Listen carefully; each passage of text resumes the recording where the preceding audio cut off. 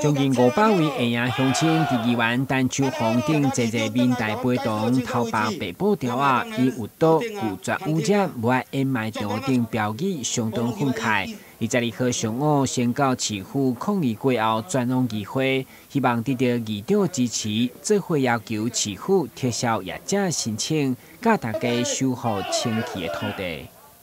我嘛希望最后一日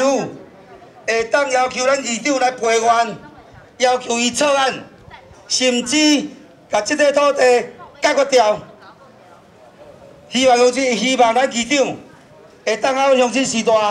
做我的环保局要求撤案。议长郭信良为了表达关心，嘛赶转来接下陈情书，表示一定会严格把关，袂互有毒的废弃物来影响地方生存。恁的声音我有听到，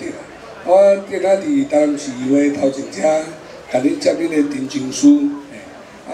会当尽量伫法律上的部分来对咱做出着咱的希望甲恁的诉求，我会尽量来处理吼。